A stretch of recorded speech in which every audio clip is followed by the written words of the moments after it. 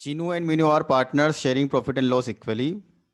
It has been agreed that if a partner retires, the other partner should be desired to carry on the business shall pay to the retiring partner the amount of goodwill to be valued on the basis of 4 year purchase of the super profit। देखिए चीनू और मीनू दो partner हैं, दोनों भी यहाँ पर partnership हमको चलाते हैं और प्रॉफिट को यहाँ पर इक्वल शेयर करते हैं। अब उनके बीच में यहाँ पर ऐसा एग्रीमेंट हुआ है कि यदि कोई पार्टनर रिटायर होता है तो फिर जो बिजनेस चल रहा है कंटिन्यू अभी उस बिजनेस को दूसरा पर्सन यहाँ पर कंटिन्यू कर लेगा और उस समय यहाँ पर गुडविल का वैल्यूएशन किया जाएगा। और गुडविल का जो वैल्यूएशन किया जा रहा है वो सुपर प्रॉफिट को बेस बनाकर किया जा रहा है और मेथड है 4 year purchase of super profit. मतलब हमको सबसे पहले सुपर प्रॉफिट का कैलकुलेशन करना होगा। ठीक है, हमको सुपर प्रॉफिट का कैलकुलेशन करना है, उसके बाद फिर गुडविल की मेथड यहाँ पर अप्लाई करनी है। 31 मार्च 2021 को हमको यहाँ पर बैलेंस शीट दी हुई है। बैलेंस शीट में क्रेडिटर्स हैं चीनूस capital, minus capital, cash in hand, book डेप्ट, क्लोजिंग स्टॉक, बिल्डिंग आपको दे रखी है। मीनू जो एक पार्टनर है वो पार्टनरशिप फर्म से 1 अप्रैल 2021 को रिटायर होते हैं। तो अभी तक ये जो बैलेंस शीट है ये दोनों पार्टनर्स की हैं, चीनू और मीनू की। मीनू नेक्स्ट ईयर से अप्रैल 2020 से रिटायर होते हैं और चीनू ने डिसाइड किया कि वो उस पार्टनरशिप के बिजनेस को जो अब सोल बन चुका है कंटिन्यू करेंगे। उसके लिए गुडविल का कैलकुलेशन उस समय किया जाएगा। The profit for the last 3 years for rupees 270, 290, 280। हमको 3 साल के प्रॉफिट इस बिजनेस के दिए हुए हैं जो चीनू और मीनू अभी तक यहाँ पर कंटिन्यू कर रहे थे। ठीक है, the profit of the last year rupees this for the purpose of dissolution. Firm का समापन हो रहा है। देखिए पार्टनरशिप फर्म के लिए हम जानते हैं 2 पार्टनर की रिक्वायरमेंट है। पार्टनरशिप फर्म समाप्त हो रही है और एक पार्टनर जो है वो उस फर्म को यहाँ पर उस बिजनेस को यहाँ पर कंटिन्यू करना चाहते हैं। उस समय जो बिल्डिंग है जो बुक्स में दिखाई दे रही है 3,80,000 रुपए की, रुपीज 3,80,000 जो कि बुक वैल्यू है। आज इसका वैल्यूएशन किया गया 5 लाख रुपीज पर। तो गुडविल की कैलकुलेशन में ये इंफॉर्मेशन हमारी काम आने वाली है। Partners did not draw any salary. Assume that fair remuneration is rupees 1,20,000 per annum. NRR is 12% and depreciation on building 10%. Calculate the value of goodwill. हमको जो इंफॉर्मेशन हमारे सामने है उसको बेस बना करके गुडविल का वैल्यूएशन करना है। ठीक है, चलिए अब सबसे पहले किसी भी क्वेश्चन को स्टार्ट करने के पहले आपको ये चेक करना होगा कि प्रॉफिट हमें कौन सा कैलकुलेट करना है। तो पहली स्टेप होती है यहाँ पर प्रॉफिट को चेक करना। तो सुपर प्रॉफिट, अब सुपर प्रॉफिट कैलकुलेट करने के लिए हमको यहाँ पर सुपर प्रॉफिट का फॉर्मूला अप्लाई करना होता है। सुपर प्रॉफिट का जो फॉर्मूला है वो एक बार मैं आपको बता देता हूं। Actual average profit minus normal profit. देखिए actual average profit minus normal profit यदि हम करते हैं तो हमको सुपर प्रॉफिट का अमाउंट पता लगता है। इसका मतलब आपको एक्चुअल एवरेज प्रॉफिट सबसे पहले कैलकुलेट करना होगा। तो जो क्वेश्चन हमको दिया हुआ है उसमें एक्चुअल एवरेज प्रॉफिट जिसको हम फ्यूचर मेंटेनेबल प्रॉफिट भी बोलते हैं, सबसे पहले हमको उसको कैलकुलेट करना है। तो 3 स्टेप में हमने यहाँ पर फ्यूचर मेंटेनेबल प्रॉफिट को कैलकुलेट करना सीखा था। सबसे पहले हम प्रॉफिट को एडजस्ट करते हैं, उसके बाद प्रॉफिट का एवरेज या फिर वेटेड एवरेज हम करते हैं, उसके बाद हम यहाँ पर फ्यूचर मेंटेनेबल प्रॉफिट का कैलकुलेशन करते हैं। तो हमको सबसे पहले क्वेश्चन को देखना है क्या क्वेश्चन के अंदर यहाँ पर कोई एबनॉर्मल नेचर का आइटम चाहे प्रॉफिट हो या फिर लॉस हो हमको दिया हुआ है। ऐसी कोई इंफॉर्मेशन हमारे पास में अभी इस क्वेश्चन में हमको नहीं दे रखी है। इसका मतलब हमारी जो स्टेप नंबर 1 होती है जिसमें हम प्रॉफिट को एडजस्ट करते हैं वो यहाँ पर हमको करने की जरूरत नहीं है। अब हमको स्टेप नंबर 2 यहाँ पर अप्लाई करना है जिसमें हम यहाँ पर प्रॉफिट का एवरेज या फिर वेटेड एवरेज करते हैं। अब हमको सिंपल एवरेज करना है या फिर वेटेड एवरेज करना है उसके लिए हमको प्रॉफिट को देखना होता है। यदि प्रॉफिट के अंदर ट्रेंड है, इंक्रीजिंग ट्रेंड है, कंटिन्यू प्रॉफिट बढ़ रहे हैं या कंटिन्यू प्रॉफिट कम हो रहे हैं, तो हम वेटेड एवरेज प्रॉफिट कैलकुलेट करते हैं। ठीक है, तो फर्स्ट ईयर का प्रॉफिट हमारे पास में 270, सेकेंड ईयर का 290 और थर्ड ईयर का 280। देखिए 270 से 290 हुआ, प्रॉफिट बढ़ा, लेकिन उसके बाद प्रॉफिट कम हो गया। इसका मतलब प्रॉफिट कंटिन्यू इंक्रीजिंग ट्रेंड में नहीं है। तो हमको यहां पर प्रॉफिट का सिंपल एवरेज करना है। सिंपल एवरेज, सिंपल एवरेज कैसे करते हैं? 3 साल के प्रॉफिट हमने यहां पे लिए, देखिए आप, 270, 290 और 280, इन तीनों का हमने यहाँ पे टोटल किया तो टोटल आता है 8,40,000। उसको हम डिवाइड किया 3 से, तो हमारा जो एवरेज प्रॉफिट है वो आता है 2,80,000। ये हमारे step number 2, future maintainable profit को कैलकुलेट करने के लिए स्टेप नंबर 2 हमारे यहाँ पर कंप्लीट है। अब हमको स्टेप नंबर 3 यहाँ पर अप्लाई करनी है।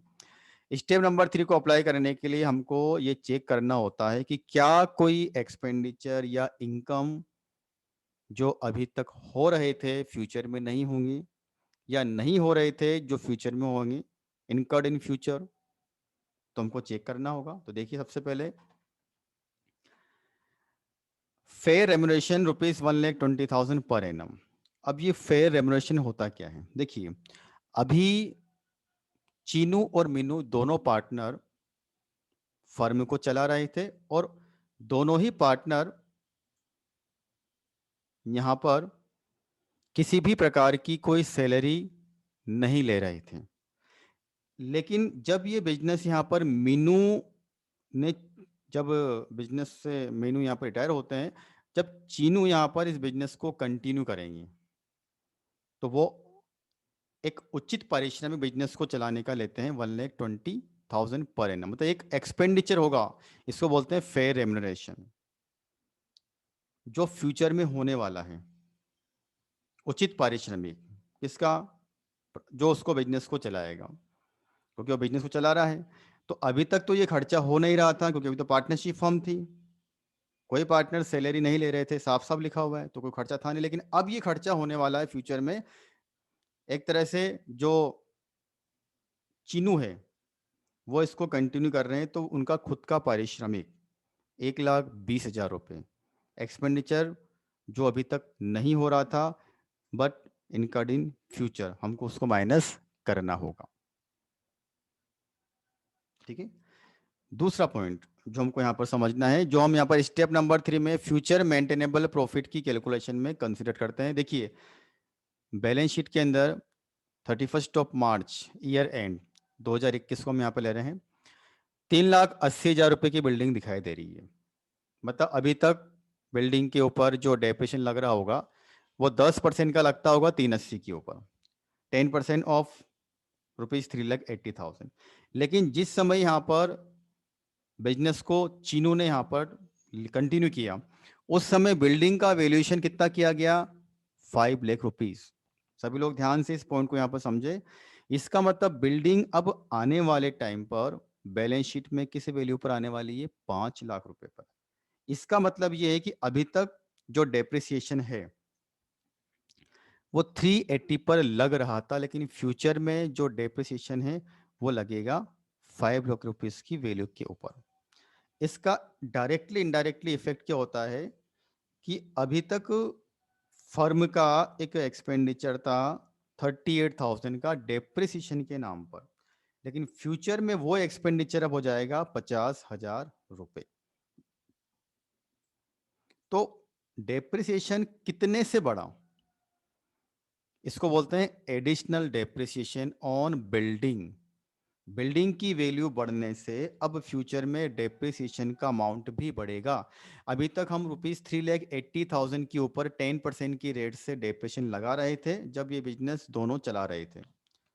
ये खर्चा तो पहले भी हो रहा था 38,000 का डेप्रिसिएशन के नाम पर, लेकिन फ्यूचर में जो डेप्रिसिएशन है अब वो कितना लगेगा? 50,000, 50,000 रुपए।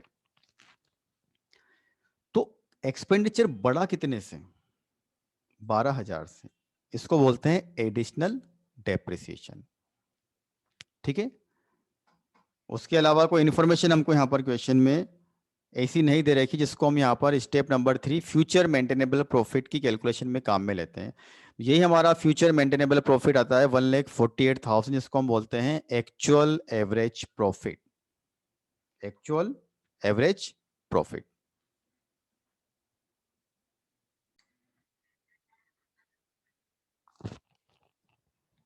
सुपर प्रॉफिट की कैलकुलेशन में हमें दो प्रॉफिट की रिक्वायरमेंट होती है, दो प्रॉफिट की आवश्यकता होती है। एक को बोलते हैं हम यहाँ पर एक्चुअल एवरेज प्रॉफिट और दूसरा होता है नॉर्मल प्रॉफिट। तो एक्चुअल एवरेज प्रॉफिट को हमने यहाँ पर कैलकुलेट किया, ₹1,48,000 अमाउंट वो आता है। अब हमें यहाँ पर नॉर्मल प्रॉफिट कैलकुलेट करना है। नॉर्मल प्रॉफिट का फॉर्मूला एक बार हम देख लेते हैं। Actual average capital employed into normal rate of return upon 100। Average capital employed into NRR upon 100। इस फॉर्मूले से हमारा नॉर्मल प्रॉफिट यहाँ पर कैलकुलेट होगा। अब हमें यहाँ पर एक एक कैलकुलेशन यहाँ पे अलग से करना। सबसे पहले कैलकुलेशन होगी हमारे यहाँ पर एवरेज कैपिटल एम्प्लॉयड की। एवरेज कैपिटल एम्प्लॉयड का जो फॉर्मूला है, तीन फॉर्मूले हमने यहाँ पर डिस्कस किए थे।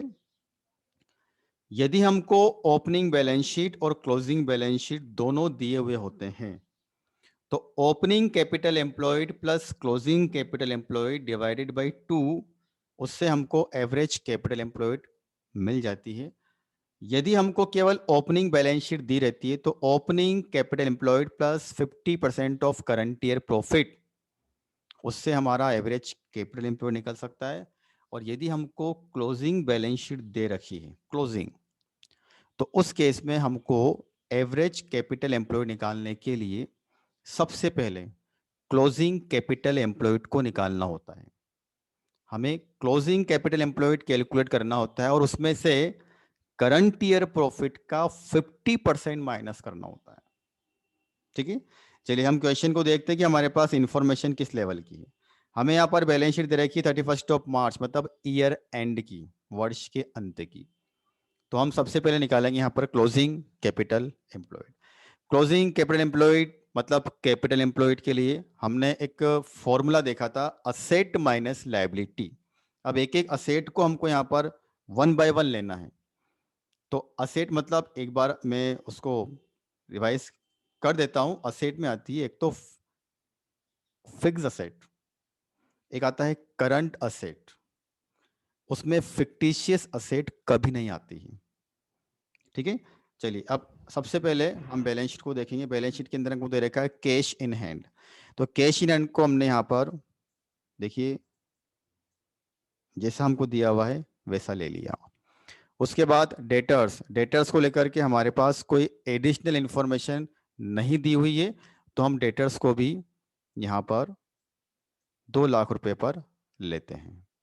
ठीक है, उसके बाद हम यहाँ पर देखते हैं क्लोजिंग स्टॉक 1,20,000 रुपए का, ये करंट असेट है। क्लोजिंग स्टॉक मतलब करंट असेट को लेकर के भी हमारे पास कोई एडिशनल इंफॉर्मेशन नहीं है, तो हम इसको यहाँ पर लेते हैं 120 पर। लेकिन जैसा हमने प्रोविजन में देखा है, फिक्स असेट को हम या तो बुक वैल्यू पर लेते हैं या रिलाइजेबल वैल्यू पर लेते हैं। अब यदि हमको क्वेश्चन के अंदर realisable value, revalue, market value दी हुई है तो हमको उसको उसी वैल्यू पर लेना है। तो देखिए बिल्डिंग की हमको मार्केट वैल्यू यहाँ पर 5 लाख रुपीस दी हुई है, हमको उसको उसी वैल्यू पर लेना है। तो बिल्डिंग हमने 5 लाख रुपए पर यहाँ पर ली। ब्रैकेट में क्या लिखा हुआ है, रीवैल्यूड प्राइस, न्यू वैल्यूएशन। ठीक है, तो कुल मिलाकर के हमारी जो टोटल असेट है वो कितनी आती है, 10,80,000 रुपए। अब इसमें से हमको माइनस करनी लायबिलिटी। अब लायबिलिटी में क्या क्या लेते हैं, current liability, long term liability. इसमें कैपिटल नहीं आती, ध्यान रखना माइनस करने के टाइम पर। तो हमको लायबिलिटी में केवल एक लायबिलिटी दिख रही है यहाँ पर, क्रेडिटर्स। क्रेडिटर्स हमने लिया 1,80,000 रुपए। ठीक है, तो हमारी जो क्लोजिंग कैपिटल एम्प्लॉयड है वो आता है ₹9 लाख, 9 लाख रुपए आती है हमारी क्लोजिंग कैपिटल एम्प्लॉयड। क्लोजिंग हम इसको इसलिए बोलते हैं क्योंकि ये at the end of year की बैलेंस शीट की हेल्प से निकाली हुई है। ठीक है, चलिए, क्लोजिंग कैपिटल एम्प्लॉयड को कैलकुलेट करने के बाद अब हमको जो कैलकुलेशन करना था वो था एवरेज कैपिटल एम्प्लॉयड का। और क्लोजिंग कैपिटल एम्प्लॉयड में से यदि हम करंट ईयर के प्रॉफिट का आधा 50% माइनस कर दें तो हमें एवरेज कैपिटल एम्प्लॉयड का पता लग जाता है। तो क्लोजिंग कैपिटल एम्प्लॉयड 9 लाख में से अब हम माइनस करेंगे 50% ऑफ करंट ईयर प्रॉफिट। देखिए 3 साल के प्रॉफिट हैं। अब करंट ईयर का मतलब लेटेस्ट ईयर।